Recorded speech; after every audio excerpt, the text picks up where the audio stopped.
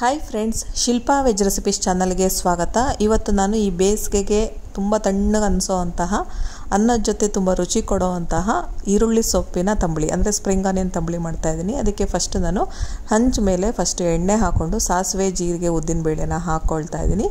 Next ಇದಕ್ಕೆ ಕರಿಬೇವನ್ನ ಕೂಡ ಹಾಕ್ಕೊಳ್ತಾ ಇದ್ದೀನಿ. ಈಗ ಈರುಳ್ಳಿ ಸೊಪ್ಪನ್ನು ಸಣ್ಣದಾಗಿ ಕಟ್ ಮಾಡಿ ಇಟ್ಕೊಂಡಿದ್ದೀನಿ, ಅದನ್ನು ಕೂಡ ಹಾಕ್ಕೊಳ್ತಾ ಇದ್ದೀನಿ. ಈಗ ಇದಿಷ್ಟನ್ನು ಹಾಕಿದ್ಮೇಲೆ ಫ್ರೈ ಮಾಡ್ಕೊಳ್ಬೇಕು. ಸಣ್ಣ ಉರಿಯಲ್ಲೇ ನಾವು ಈ ಈರುಳ್ಳಿ ಸೊಪ್ಪೇನಿದೆ ಅದನ್ನು ಹುರ್ಕೊಳ್ಬೇಕಾಗತ್ತೆ. ಈಗ ಇದ್ರ ಜೊತೆಗೆ ನಾನು ಒಂದೆರಡು ಹಸಿಮೆಣಸಿನ್ಕಾಯಿ ಕೂಡ ಹಾಕಿ ಹುರ್ಕೊಳ್ತಾ ಇದ್ದೀನಿ. ನಿಮಗೆ ಖಾರ ಜಾಸ್ತಿ ಬೇಕು ಅನ್ನೋದಾದರೆ ಇನ್ನೊಂದೆರಡು ಹಸಿಮೆಣಸಿನ್ಕಾಯಿ ಎಕ್ಸ್ಟ್ರಾ ಹಾಕ್ಕೊಳ್ಬೋದು. ನಾನಿಲ್ಲಿ ಬಳಸಿರೋದು ತುಂಬ ಖಾರ ಇರುವಂತಹ ಹಸಿಮೆಣಸಿನ್ಕಾಯಿ, ಹಾಗಾಗಿ ಎರಡೇ ಹಾಕ್ಕೊಂಡಿದ್ದೀನಿ. ಈರುಳ್ಳಿ ಸೊಪ್ಪಿನ ತಂಬಳಿ ಈ ಬಿಸಿಲಿಗೆ ಅನ್ನ ಜೊತೆ ಊಟ ಮಾಡ್ತಾಯಿದ್ರೆ ಮಧ್ಯಾಹ್ನ ಟೈಮು ತುಂಬ ತಂಪು ಅನಿಸುತ್ತೆ, ಚೆನ್ನಾಗಿ ಕೂಡ ಅನಿಸುತ್ತೆ. ಈಗ ಹಸಿಮೆಣಸಿನ್ಕಾಯಿ ಏನು ಹುರಿದಿಟ್ಕೊಂಡಿದ್ದೆಲ್ಲ ಅದನ್ನು ಕೂಡ ಮಿಕ್ಸಿ ಜಾರಿಗೆ ಹಾಕ್ಕೊಳ್ತಾ ಇದ್ದೀನಿ. ನೆಕ್ಸ್ಟು ಈರುಳ್ಳಿ ಸೊಪ್ಪನ್ನು ಕೂಡ ಹಾಕ್ಕೊಳ್ತಾ ಇದ್ದೀನಿ.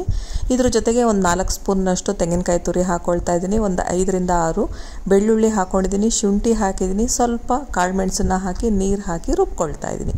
ಈಗ ರುಬ್ಬಾಗಿದೆ. ಈಗ ಇದನ್ನು ಒಂದು ಬೌಲಿಗೆ ಹಾಕ್ಕೊಳ್ತಾ ಇದ್ದೀನಿ. ಈಗ ಈ ಮಿಕ್ಸಿ ಜಾರಿಗೆ ಸ್ವಲ್ಪ ನೀರನ್ನ ಹಾಕ್ಕೊಂಡು ಅದನ್ನು ಕೂಡ ಹಾಕ್ಕೊಳ್ತಾ ಇದ್ದೀನಿ. ಈಗ ಏನು ನಾನು ಈರುಳ್ಳಿ ಸೊಪ್ಪನ್ನು ಹುರ್ಕೊಂಡಿದ್ದೆ ಅಲ್ವಾ, ಅದು ಕಂಪ್ಲೀಟಾಗಿ ತಣ್ಣಗಾಗಬೇಕು. ತಣ್ಣಗಾದಮೇಲೆ ನಾನು ಈ ಬೌಲಿಗೆ ಹಾಕ್ಕೊಳ್ತಾ ಇದ್ದೀನಿ. ಈಗ ಇದ್ರ ಜೊತೆಗೆ ನಾನು ಮೊಸರನ್ನ ಹಾಕ್ಕೊಳ್ತಾ ಇದ್ದೀನಿ.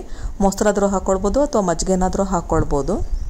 ತಂಬಳಿ ಸ್ವಲ್ಪ ನೀರಾಗಿರಬೇಕು ಅನ್ನೋದಾದರೆ ಸ್ವಲ್ಪ ನೀರನ್ನು ಕೂಡ ಮತ್ತೆ ಇನ್ನೊಂದು ಸ್ವಲ್ಪ ಹಾಕ್ಕೊಂಡು ಮಿಕ್ಸ್ ಮಾಡ್ಕೊಳ್ಬೋದು. ಈಗ ಇದಿಷ್ಟನ್ನು ಹಾಕಿ ಮಿಕ್ಸ್ ಮಾಡ್ಕೊಳ್ತಾ ಇದ್ದೀನಿ.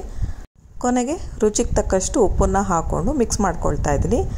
ಈಗ ಚೆನ್ನಾಗಿ ಮಿಕ್ಸ್ ಮಾಡಿಕೊಂಡ್ರೆ ರುಚಿಯಾಗಿರೋವಂತಹ ತಂಪಾಗಿರೋವಂತಹ ಈರುಳ್ಳಿ ಸೊಪ್ಪಿನ ತಂಬಳಿ ರೆಡಿಯಾಗುತ್ತೆ. ಇದನ್ನು ಮುದ್ದೆ ಜೊತೆ ಅನ್ನದ ಜೊತೆ ಸರ್ವ್ ಮಾಡ್ಬೋದು. ನಾನಿವತ್ತು ಅನ್ನದ ಜೊತೆ ಸರ್ವ್ ಮಾಡ್ತಾ ಇದ್ದೀನಿ. ಇದನ್ನು ನಾವು ಮಜ್ಜಿಗೆ ಮೆಣಸು, ಹಪ್ಪಳ ಅಥವಾ ಚಿಪ್ಸ್ ಜೊತೆ ಸರ್ವ್ ಮಾಡಿದ್ರೆ ಊಟದ ರುಚಿ ಇನ್ನೂ ಕೂಡ ಹೆಚ್ಚಾಗುತ್ತೆ ಅಂತಲೇ ಹೇಳ್ಬೋದು.